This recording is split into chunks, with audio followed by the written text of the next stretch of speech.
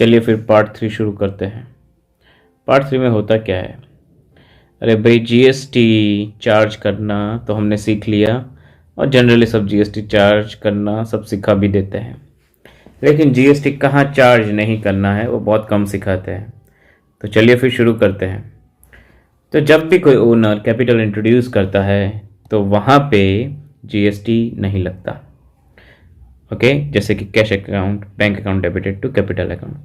जब भी आप कोई सैलरी पेड हो या पे करनी हो तो वेजेस एंड सैलरी पे भी जीएसटी चार्ज नहीं होता है।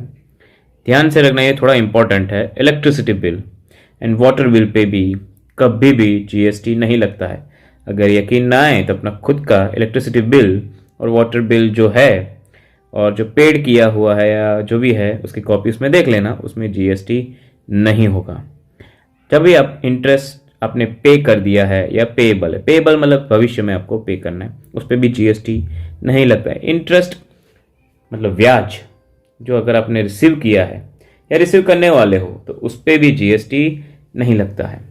जैसे कि अगर हम दूसरा टॉपिक ले, जैसे कैश अगर आपने डिपॉजिट किया है बैंक में तो उस पर भी जीएसटी नहीं लगेगा। अगर आपने बैंक से कैश उठाया है तो भी जीएसटी नहीं लगेगा। अगर आपने चेक डिपॉजिट किया है बैंक में उसमें भी जीएसटी नहीं लगता है। ऑन द अदर हैंड, अगर आपने चेक इशू किया है क्रेडिटर को तो उस पर भी जीएसटी नहीं लगता है। कन्वेयंस एक्सपेंस पेड मतलब मान लो कि आपने कोई ट्रांसपोर्टेशन में वो चाइना स्टे का जो पैसा देते वो आपने पेड किया है तो उस पर भी जीएसटी नहीं लगता है।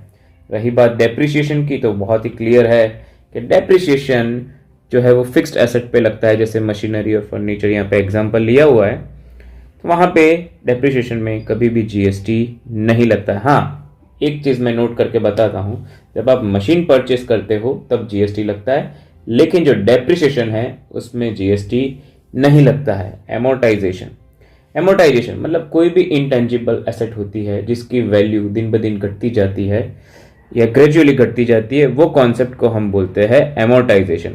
अदरवाइज टेंजिबल एसेट है उसकी वैल्यू घटती है तो वो तो आपको मालूम ही है कि उसको सर हम डेप्रिसिएशन बोलते हैं। अब जब भी आप सेल करते हो लेकिन आपने एडवांस में ही पैसा रिसीव कर लिया है तो उस पर भी जीएसटी नहीं लगेगा। अगर आप कुछ परचेस करने वाले और एडवांस में ही पेमेंट कर दिया है तो उस पर भी जीएसटी नहीं लगेगा।